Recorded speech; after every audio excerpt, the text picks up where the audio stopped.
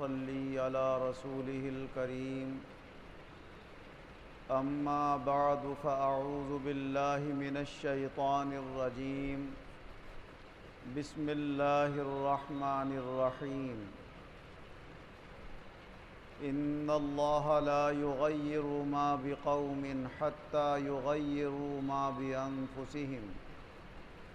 وإذا أراد الله بقوم سوءا فلا مرد له وما لهم من دونه من وال۔ اللہ تبارک و تعالی اپنے کلام عظیم میں ارشاد فرما رہا ہے کہ بے شک اللہ ان لوگوں کی حالت نہیں بدلتا جو لوگ اپنے آپ کو بدلنے کی پہلے خود کوشش نہیں کرتے، اور جب اللہ کسی قوم کے ساتھ برائی کا ارادہ فرما لیتا ہے تو اسے کوئی نہیں ٹال سکتا، اور لوگوں کے لیے اللہ کے علاوہ کوئی مددگار اور کوئی حمایتی نہیں بن سکتا۔ اللہ تبارک و تعالی نے یہ کائنات بنائی ہے، اور اس کائنات کی ہر چیز میں بدلاؤ آتا رہتا ہے، تغیر آتا رہتا ہے۔ ہم جب پیدا ہوئے تھے تو ایک چھوٹے سے بچے تھے، پھر بدلاؤ آتا رہا، بڑے ہوتے چلے گئے، جوانی کی عمر آئی، جسم قوی طاقتور صحت مند ہوا، پھر اس چڑھاؤ کے بعد پھر اتار شروع ہو گیا، 40 کے بعد 45 کے بعد 50 کے بعد،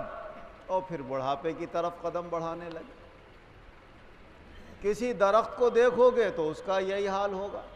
چھوٹا سا پودا بڑھتے بڑھتے لمبا ہو جاتا ہے اور پورا پیڑ ہو جاتا ہے۔ یہی حال اللہ نے اس کائنات کے نظام کا بنایا ہے۔ کسی موسم کے اندر دن چھوٹے ہوتے ہیں، راتیں بڑی ہو جاتی ہیں، کسی موسم میں راتیں چھوٹی ہوتی ہیں، دن بڑے ہو جاتے ہیں۔ ایسے ہی انسانوں کے احوال ہیں کہ اس میں بھی تغیر آتا رہتا ہے۔ کبھی کسی کے یہاں غربت کے احوال ہوتے ہیں اور کبھی دولت کے حالات پیدا ہو جاتے ہیں، کبھی دولت والوں کے یہاں غربت کے حالات آ جاتے ہیں۔ تو اس دنیا کی کسی چیز کو پائیداری نہیں ہے، ہر وقت اس میں کمی اور زیادتی ہوتی رہتی ہے، مگر جیسے جیسے قرب قیامت ہوتا چلا جا رہا ہے، دین میں لگاتار تغیر اور گراوٹ ہی آتی چلی جا رہی ہے۔ حضور نبی اکرم صلی اللہ علیہ وسلم مسجد میں تشریف فرما ہیں، حضرت علی کرم اللہ وجہہ بھی بیٹھے ہوئے ہیں اور بھی صحابہ بیٹھے ہوئے ہیں۔ سامنے سے داخل ہوتے ہیں دروازے میں حضرت مصعب بن عمیر رضی اللہ عنہ، یہ مکے سے ہجرت کر کے مدینے آئے ہوئے حضور کے وہ صحابی تھے جو مکے کے دولت مندوں میں ان کے باپ دادا مانے جاتے تھے، مگر جب انہوں نے اسلام قبول کیا اور ان کے گھر والے ان سے ناراض ہو گئے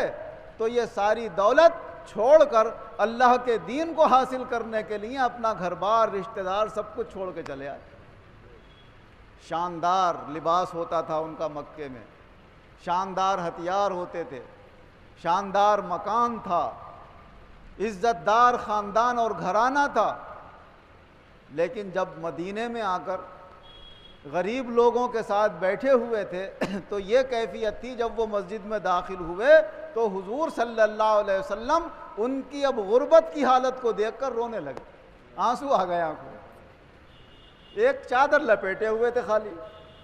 نہ کرتا تھا نہ پیجامہ تھا، وہ چادر پیجامے کی جگہ بھی کام کر رہی تھی اور کرتے کی جگہ بھی، اور چمڑے کے جگہ جگہ پیبند لگے ہوئے تھے اس میں۔ فرمایا دیکھو اس کا حال، کل مکے میں کس شان سے یہ جی رہا تھا اور آج کیسی غربت کی زندگی گزار رہا ہے۔ یہ جانتا ہے کہ اللہ کا دین کیا ہوتا ہے، سب کچھ چھوٹ جائے مگر ایمان نہ جائے ہاتھ سے، وہ ہے سب سے بڑی کامیابی۔ تو اس نے جب یہ جان لیا کہ سب سے بڑی کامیابی ایمان کی دولت ہے تو اس دولت کے سامنے ساری دولتیں اس نے قربان کر دی۔ فرمایا یہ حالت بھی رہنے والی نہیں۔ اب پھر ان قریب تمہارے سامنے ایسی حالت بھی آنے والی ہے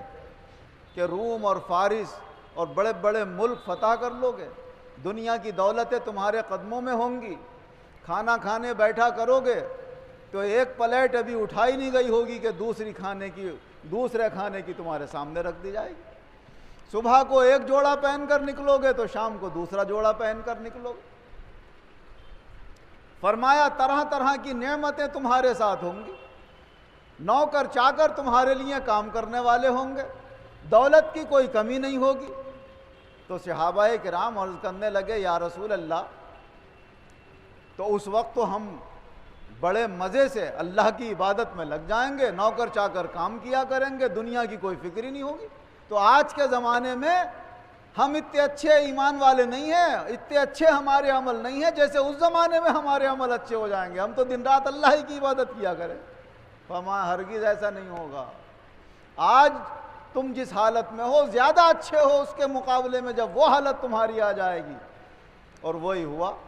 کہ جب تک غربت تھی مسلمانوں کے اندر تو اللہ اللہ کر رہے تھے،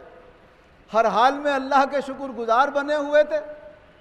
عبادتوں میں اپنا وقت گزار رہے تھے، اور جیسے جیسے دنیا بڑھتی چلی گئی اس کی ہوس، اس کا لالچ، اس کی محبتیں اور اس کے استعمال کے طرح طرح کے ناجائز طریقے لوگوں کے اندر پھیلتے چلے گئے۔ ہوتا تو یہ کہ شکر گزاری میں اور زیادہ اللہ کی عبادت کرتے، مگر اس کا الٹا ہوا کہ جیسے جیسے انسانوں کے حالات اچھے ہو جاتے ہیں، دولتیں زیادہ بڑھ جاتی ہیں، خدا سے اتنے ہی دور ہوتے چلے جاتے ہیں۔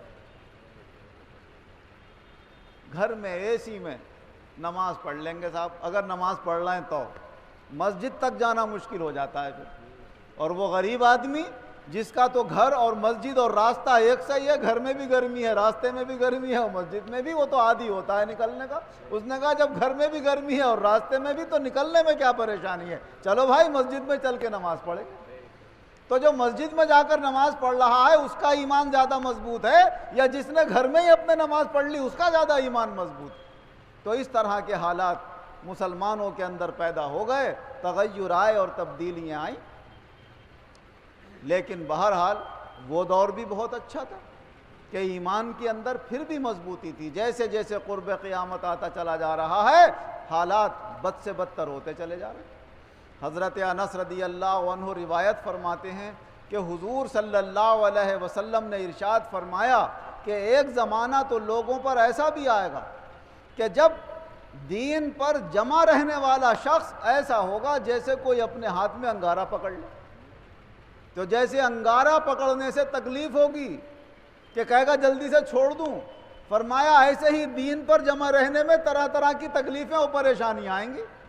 بہت ساری جگہ اسے سچ بولنا ہے اور جھوٹ بولنے سے وہاں پر زیادہ کام بن رہا ہے، تو وہاں پر امتحان ہے اس کے دین کا کہ سچ کے اوپر قائم رہتا ہے یا جھوٹ کی طرف قدم بڑھا دیتا ہے۔ بہت سے کام رشوتوں پر اٹکے ہوئے ہیں اس کی، اگر رشوت نہیں دیتا ہے تو دیر سے کام ہوتا ہے، رشوت دیتا ہے تو جلدی دیتا کر ہو جاتا ہے۔ دیکھیں صبر کرتا ہے یا رشوت دے کے کام چلا لیتا ہے، ناجائز و حرام راستہ اختیار کرتا ہے۔ تو عام طور سے یہی ہوتا ہے کہ آدمی کہتا ہے گھبرا کے ارے یار افسر پریشان کر رہا ہے، معلوم ہوتا ہے کچھ لینا چاہتا ہے، لینا چاہتا لا بھائی اس کا منہ بند کرو، تو جلدی سے اپنا کام نکالنے کی آدمی کوشش کرتا ہے، بس وہیں پر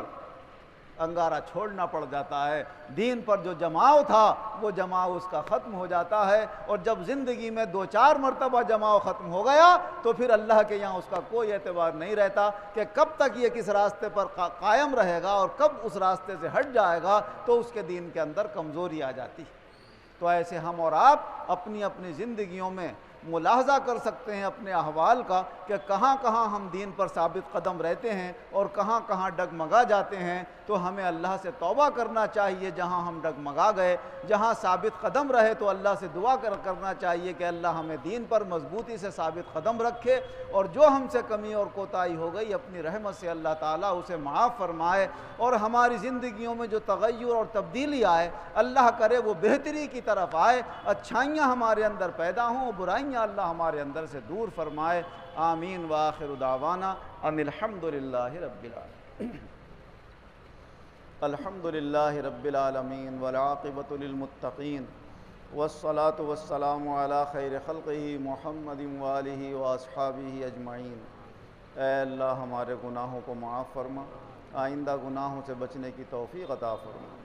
زیادہ سے زیادہ اپنے دین کے راستے پر قائم رہنے کی اور نیک اعمال انجام دینے کی ہم سب کو توفیق عطا فرما۔ جو ہم سے گناہ ہو گئے، لغزش خطائیں ہو گئیں، اپنی رحمت سے اپنے مقبول بندوں کے صدقے میں انہیں معاف فرما اور آئندہ برائیوں اور گناہوں سے ہمیں بچنے کی توفیق عطا فرما۔ جو بیمار ہیں مولا انہیں شفا عطا فرما۔ ہماری جامع مسجد کے فراج ضمیر بھائی کی بہن سخت بیمار ہے مولا، انہیں بھی شفا کلی عطا فرما۔ ہم سب حاضرین میں سے یا ہمارے رشتہ داروں میں سے جو بھی بیمار ہیں مولا سب کو شفا عطا فرما۔ قرض داروں کو قرضوں سے نجات عطا فرما، بے روزگاروں کو اچھے روزگار عطا فرما، جو برسر روزگار ہیں ان کے روزگاروں میں خیر و برکت اور ترقیاں عطا فرما۔ اپنی محبت، اپنے رسول پاک صلی اللہ علیہ وسلم کی محبت، اپنے دین کی محبت ہمارے دلوں میں قائم فرما، آخرت کی کامیابی کی طرف ہماری توجہ زیادہ فرما، دنیا کی ہوس، اس کا لالچ، اس کی محبت ہمارے دلوں سے دور فرما، دونوں جہان میں ایمان و عزت کے ساتھ شاندار کامیابی عطا فرما۔ آمین۔